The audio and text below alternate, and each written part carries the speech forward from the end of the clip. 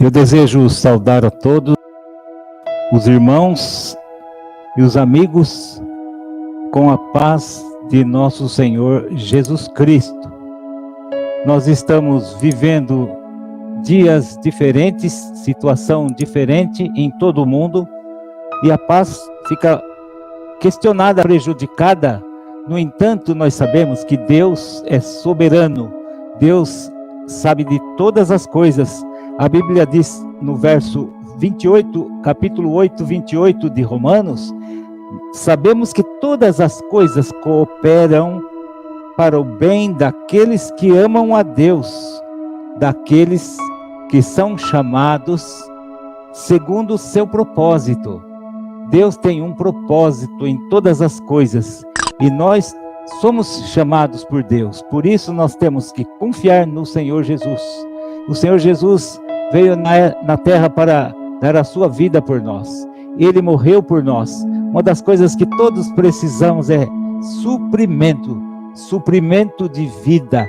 E quando nós temos um suprimento, nós ficamos alegres, ficamos felizes e ficamos tranquilos e descansamos nos braços do Senhor Jesus. E Ele é o nosso verdadeiro suprimento.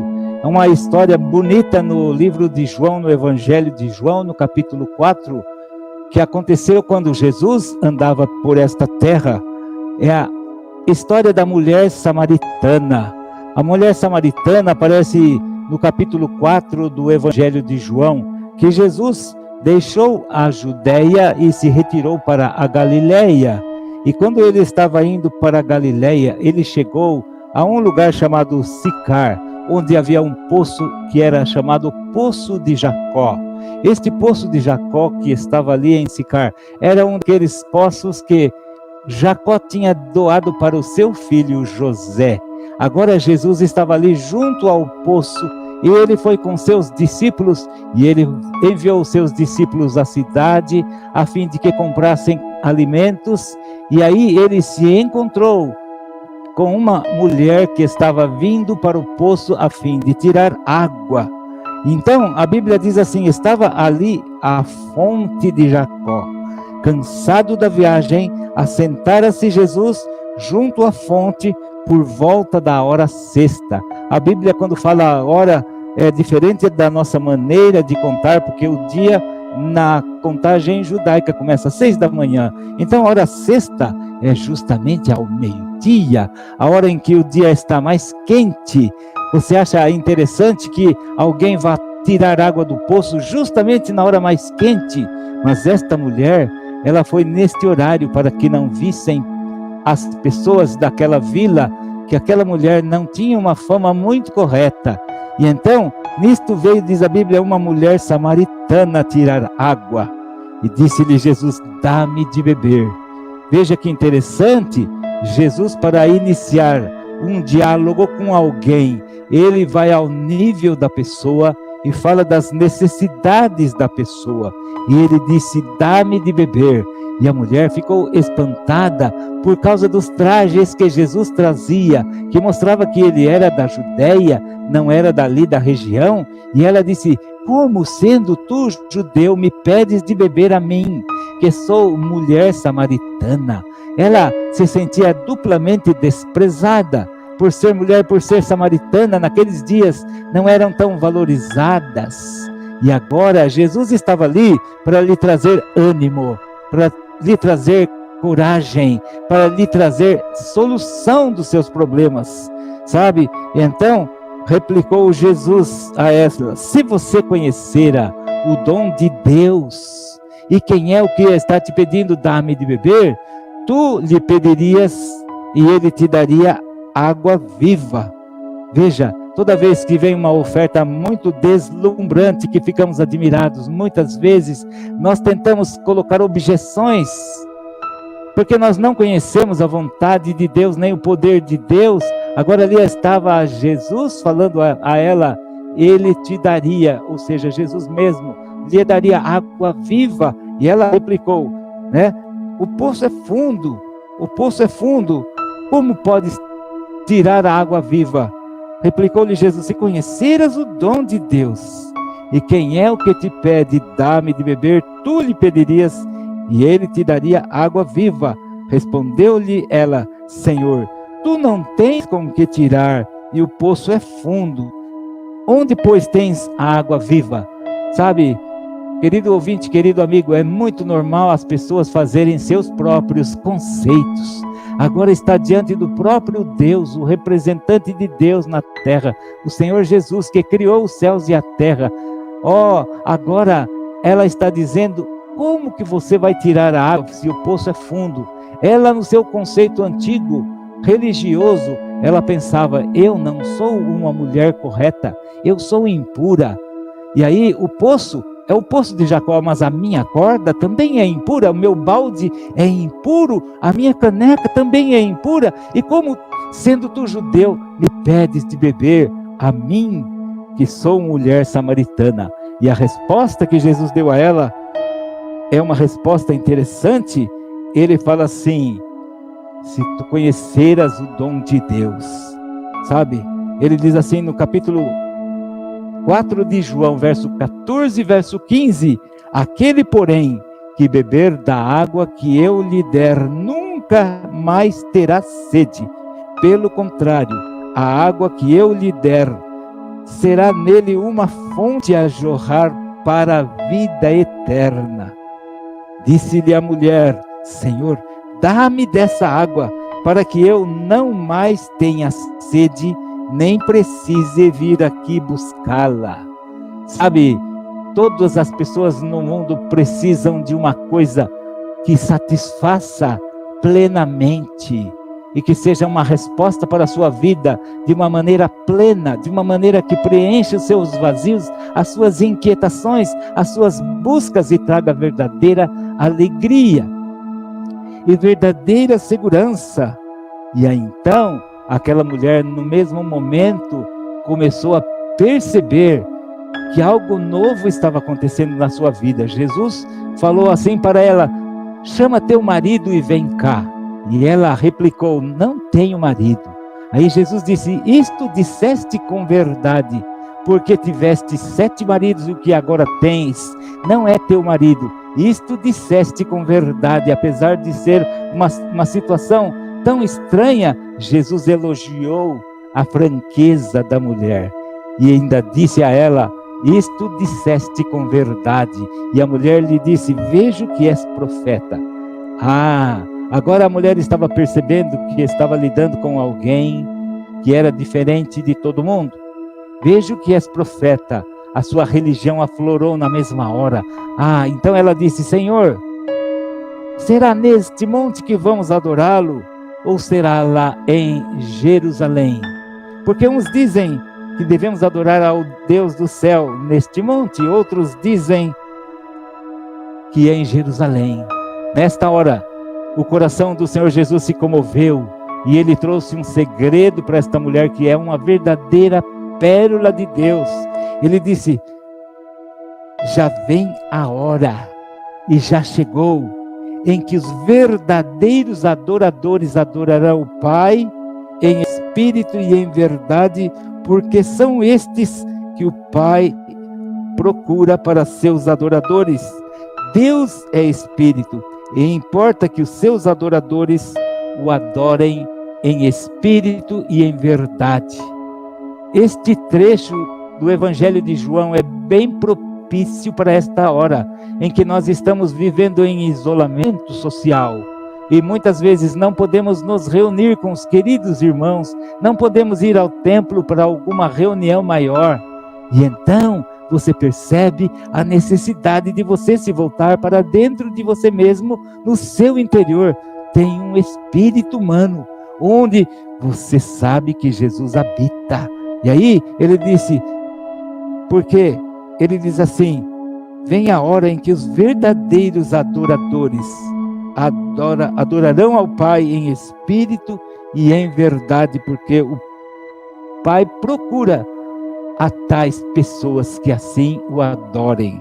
Sabe, a Bíblia fala em 1 Tessalonicenses, capítulo 5, no verso 23 e 24, mostrando que Deus fez o homem com 3 partes importantes.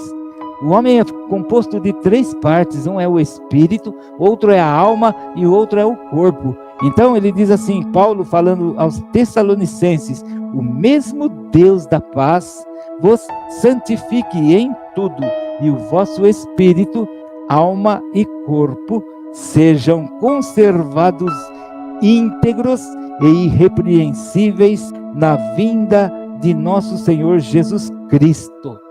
E ainda diz mais, Paulo falando aqui: fiel é o que vos chama, o qual também o fará.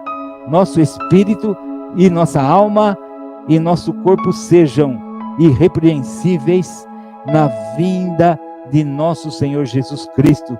E é para isso que ele fez uma redenção completa a nosso favor. Ele há de completar a sua obra em nós. Sabe, Jesus falava isso quando estava na terra, em João 10, capítulo 10, verso 10 e 11, ele disse assim: o ladrão vem somente para roubar, matar e destruir. Eu vim para que tenham vida e a tenham em abundância. Eu sou o bom pastor. O bom pastor dá a vida pelas ovelhas. Hoje nós estamos na sociedade vivendo um contraste muito definido. Por um lado, alguns que são contra Deus, que estão aprisionados pelo dinheiro, pelo mamon, e fazem tudo pelo dinheiro, e não se importam com a vida interior, que é a coisa que mais nós precisamos, é a vida interior, e Jesus veio para nos dar essa vida, que ele chama de vida abundante, sabe? Ele diz, o bom pastor dá a vida pelas ovelhas. Eu vim para que tenham vida e a tenham em abundância. Você certamente é alguém que almeja uma vida abundante. Então, em 1 Coríntios, capítulo 15, verso 45, reporta para aquele tempo do início do planeta Terra habitado pelo homem, quando Deus formou Adão e Eva no jardim do Éden. Agora, Paulo aproveita para dizer assim: olha, pois assim está escrito, o primeiro homem, Adão, foi feito alma vivente. O último Adão, porém, é espírito vivificante. Nós podemos também dizer, é espírito que dá vida. Esse último Adão se refere ao Senhor Jesus Cristo.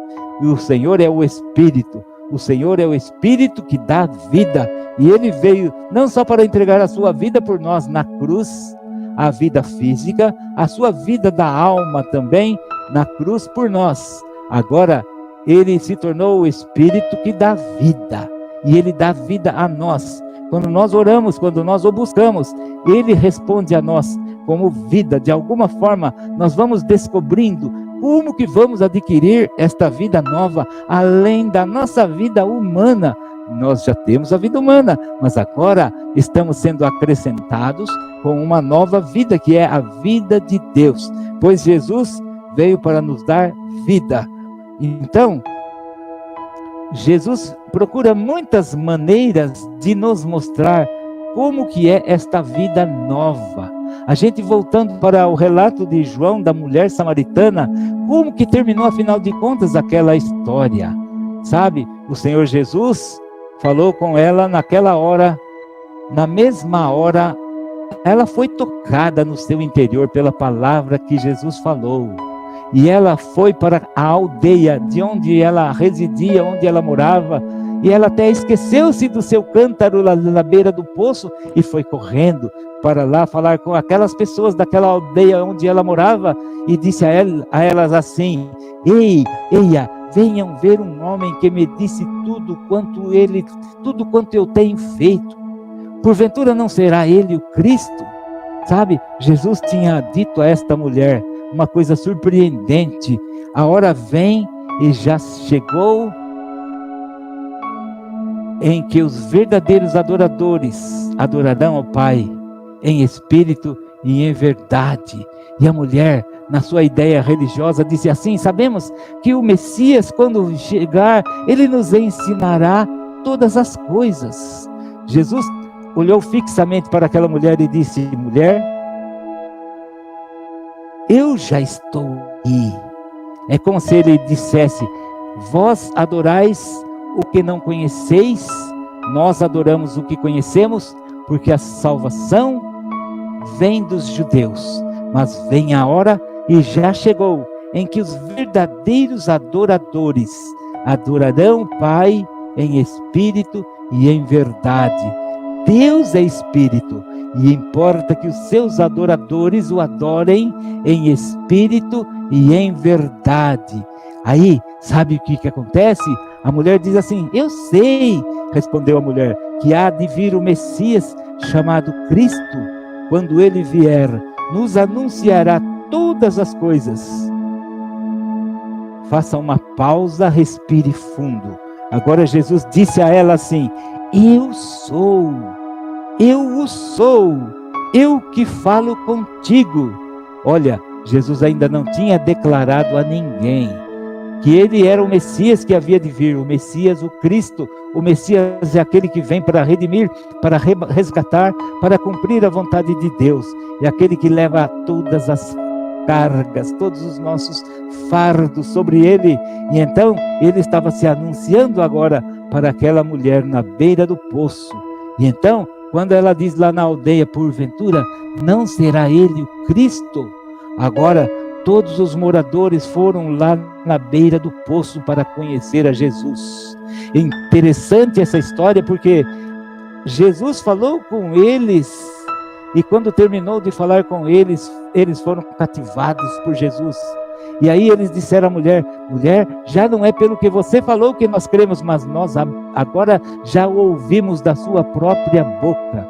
E então pediram a Jesus que fosse com eles para o lugar onde eles moravam, e a Bíblia diz que Jesus ficou com eles 2 dias. Veja só, então nós estamos diante de alguém que traz algo precioso para nós, que traz suprimento de vida para nós. Foi assim que Deus o constituiu. O Espírito é o que vivifica, ele disse. A carne do homem para nada aproveita, mas as palavras que eu vos tenho dito são espírito e são vida. De todas as maneiras, o Senhor Jesus estava procurando maneiras de dizer que ele gostaria de ser o seu suprimento. Você precisa de um suprimento, Jesus é esse suprimento. Ele não é somente a redenção, a salvação, o perdão dos pecados, mas ele também é aquele que dá vida. E ele disse assim: o Espírito é o que vivifica, a carne para nada aproveita. As palavras que eu vos tenho dito são Espírito e são vida. E de outra maneira, em João, capítulo 6, verso 51, Jesus disse, declarou-lhes, pois, Jesus: eu sou o pão da vida, o que vem a mim jamais terá fome, e o que crê em mim jamais terá sede. Então, você pode ver aqui como Jesus achou muitas maneiras de dizer uma coisa muito importante para nós, é que ele deseja não só entrar em nosso coração, ele deseja também ser o suprimento para a nossa vida, aquele que dá a alegria verdadeira, aquele que dá a segurança verdadeira. Você pode se admirar de alguém ter vindo para esta terra e trazer uma mensagem tão contundente que atraía todas as pessoas. Aqueles que creram em Jesus eram abençoados instantaneamente. Todos nós somos abençoados instantaneamente por essa mensagem quando nós cremos no Senhor. Eu sou o pão vivo que desceu do céu. Se alguém dele comer, viverá eternamente. E o pão que eu darei pela vida do mundo é a minha carne. Jesus sabia que ele tinha vindo à terra para redimir a humanidade dos seus pecados e para trazer o homem de volta para Deus. E então, Jesus sabia que ele ia ser crucificado. Muitas pessoas queriam perseguir a Jesus, muitas vezes queriam até matá-lo, mas não era chegada a hora, porque estava tudo profetizado a seu respeito, que ele haveria de ser crucificado. O tipo da morte que os romanos aplicavam era a crucificação. A Bíblia já tinha previsto, porque Jesus seria pendurado. E a Bíblia até diz: maldito todo aquele que for pendurado em madeiro. Jesus se fez maldito por nossa causa. Mas sabe por quê? Porque Ele tomou todos os nossos pecados. E agora Ele está dizendo a nós que Ele deseja entrar em cada um de nós completamente. Se nós o desejamos, nós nos alimentamos de Jesus, não somente nas orações, mas também ao invocar o nome do Senhor Jesus. Nós clamamos pelo Senhor Jesus, dizendo: ó Senhor Jesus, eu preciso de Ti, vem ao meu coração, cada dia me guarda em Ti. Então, Paulo, falando aos Colossenses, no capítulo 3, versos 16 e 17, ele fala assim: habite ricamente em vós a palavra de Cristo, instruí-vos e aconselhai-vos mutuamente em toda sabedoria, louvando a Deus com salmos e hinos e cânticos espirituais, com gratidão em vosso coração. E tudo o que fizerdes, seja em palavra, seja em ação, fazei-o em nome do Senhor Jesus, dando por Ele graças a Deus Pai. A palavra de Deus também é viva e eficaz para produzir vida de Deus dentro de nós. Habite então, querido irmão, querido ouvinte, ricamente em você a palavra de Cristo.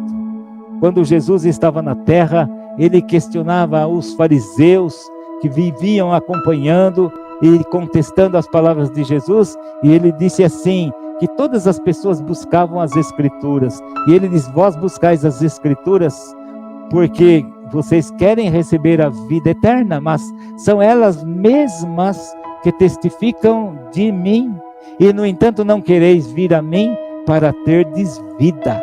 A vida está em Jesus, a vida está na sua palavra. Sabe, quando nós pensamos quão grande é esse Senhor Jesus, e como Ele deixou para nós um livro tão precioso. Ele era cativante, as suas palavras eram atraentes, ninguém falava como Ele. Nós podemos ver um certo hino de uma igreja, diz assim: antes da criação do mundo, escolhestes-nos, ó Pai. Teu tocante amor profundo veio a Cristo nos chamar, e em Cristo firmes nos conservarás. Então ele diz: mesmo que o mundo mude, Deus é o mesmo e tem frescor. Sempre estão conosco firmes sua aliança e seu amor. Vós, seus filhos, a seu nome dai louvor. A seu nome dai louvor. É a compaixão divina, minha glória e canção. Do princípio ao fim, tal graça conquistou meu coração. Por amar-nos, Deus nos deu seu Filho então. Deus nos deu seu Filho então. E aí diz assim: Pai amado, nós te adoramos, exaltamos teu amor. Até o encontro com teu Filho nós soaremos o louvor, dando glória ao Cordeiro, ao Deus de amor. É muito importante quando nós conseguimos perceber a grandeza do que o Senhor Deus fez por nós desde a criação do homem, pondo dentro do homem o espírito, a alma e o corpo. Afinal de contas, nós sabemos que é através do nosso espírito que nós podemos contatar a Deus. A Bíblia fala que Deus é espírito, sabe? E quando nós aceitamos ao Senhor Jesus como nosso Senhor e Salvador da nossa vida, Deus vem para dentro de nós, o Pai, o Filho e o Espírito Santo, pois eles não se separam. Sabe, na Bíblia tem uma coisa que se chama coinerência. Onde está o Pai, está o Filho. Onde está o Filho, está o Espírito Santo. E Ele reside dentro de mim e dentro de você, quando você aceita ao Senhor Jesus como seu Senhor e Salvador da sua vida. E então, é glorioso nós percebermos há uma diferença entre a alma e o espírito. Se formos aprofundar neste assunto, as Escrituras nos mostram que dentro da nossa alma existem 3 situações diferentes. Nossa mente está na nossa alma, a nossa emoção também está na nossa alma, e a nossa vontade também está na nossa alma. Isso é diferente do Espírito. Diz a palavra, porque a palavra de Deus é viva e eficaz, e mais cortante do que qualquer espada de 2 gumes, e apta para discernir e separar a alma e espírito, juntas e medulas, e também para denunciar os pensamentos e os propósitos do coração. Quando a palavra vem para nós, ela separa a alma e espírito. Quando nós cremos na palavra e quando nós acatamos a palavra, ela vem para dentro do nosso espírito e produz vida, e ela produz uma mudança em nós. Isso é um pouco diferente de uma pregação eloquente, que a gente pode exercitar a nossa mente de uma forma eloquente, e um treinamento de eloquência, de impostação de voz, mas não ter espírito. E o que produz verdade nas pessoas, e o que produz vida nas pessoas, é o espírito humano. O pregador tem que estar no espírito para conduzir outros ao espírito. E então, quando nós vemos isso, nós falamos: não posso pregar na minha alma, eu tenho que pregar usando o meu espírito. E usando o meu espírito, eu posso falar do amor de Deus para as pessoas serem tocadas pela realidade que foi produzida no meu coração, na minha vida, durante os anos da minha vida, sabendo a diferença entre a alma e o espírito. Para que não sejamos confusos, muitas vezes a eloquência não quer dizer que a pessoa está falando no espírito, está falando por Deus. E então exige de nós que sejamos pessoas humildes na presença de Deus, para que Ele nos abençoe na hora de falarmos do seu nome precioso. Então a nossa alma é composta da nossa mente, da nossa emoção e da nossa vontade. Mas aqui nós vimos na história da mulher samaritana, ele falou que os verdadeiros adoradores adorarão em espírito e em verdade, pois o Pai procura a tais que assim o adorem. Paulo aos Colossenses, no capítulo 1, verso 24 e 20, até o 26, ele fala de um assunto tão importante, porque Deus tem um propósito, e esse propósito é que o seu Cristo habite em nós e preencha os nossos vazios, e preencha a nossa vida inteira. Paulo chegou ao ponto de dizer assim, que havia um mistério no Evangelho, porque o Evangelho não atinge somente a mente das pessoas, mas atinge o seu coração. E ele diz assim: agora me regozijo nos meus sofrimentos por vós, e preencho o que resta das aflições de Cristo na minha carne, a favor do seu corpo, que é a igreja, da qual me tornei ministro, de acordo com a dispensação da parte de Deus, que me foi confiada a vosso favor, para dar pleno cumprimento à palavra de Deus. E Paulo diz assim: o mistério que estivera oculto dos séculos e das gerações, agora todavia se manifestou aos seus santos. O Senhor está ansioso para mostrar as grandezas que já preparou para nós. Nós somos muito amados de Deus, e nós somos abençoados por Deus.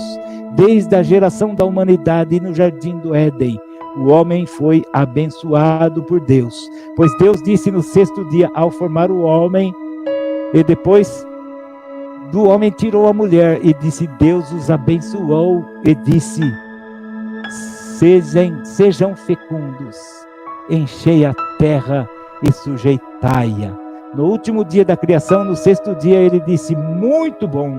Para toda a criação ele havia dito bom, mas quando formou o homem, ele disse muito bom. Para o ser humano, Deus tem uma tarefa neste mundo.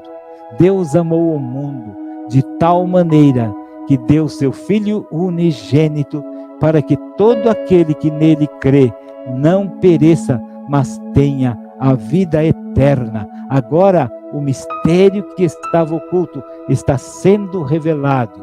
Deus quer mostrar esse mistério. no livro de Efésios, ele mostrava que tinha trazido para esta terra uma transformação para esta humanidade caída. Efésios capítulo 2, ele fala que nos deu vida, ele nos deu vida, estando nós mortos em nossos delitos e pecados, nos quais andastes outrora, segundo o curso deste mundo, segundo o príncipe da potestade do ar, do espírito que agora atua nos filhos da desobediência, entre os quais também todos nós andamos outrora, segundo a inclinação da nossa carne, fazendo a vontade da carne e dos pensamentos, e éramos por natureza filhos da ira, como também os demais. Mas a situação melhora muito agora, porque ele vem e diz assim: mas Deus, sendo rico em misericórdia, por causa do grande amor com que nos amou, estando nós mortos em nossos delitos, nos deu vida juntamente com Cristo, pela graça sois salvos. Nós somos salvos pela graça de Deus, e ele começa a se revelar para nós. E em Efésios, ele se revela de uma maneira muito grandiosa, quando o apóstolo Paulo escreveu esta carta aos Efésios. Ele dizia: bendito o Deus e Pai de nosso Senhor Jesus Cristo, que nos tem abençoado com toda sorte de bênção espiritual nas regiões celestiais em Cristo. Veja, você foi novamente abençoado aqui, nas regiões celestiais. Jesus falava essas palavras na terra: pensai nas coisas lá do alto, não as que são daqui da terra. Buscai as coisas lá do alto, não as que são aqui da terra, porque você morreu de uma certa maneira para o mundo e agora começa a viver essa nova vida para Cristo. Desejo que você seja muito abençoado pela palavra de Deus. É a palavra que nos salva, é a palavra que nos cura, é a palavra de Deus que nos abençoa, nos dá suprimento, nos dá segurança, pois Cristo é o autor da vida, e Ele te dê graça, prezado ouvinte, prezado amigo, no nome santo do Senhor Jesus. Fique na paz do Senhor Jesus.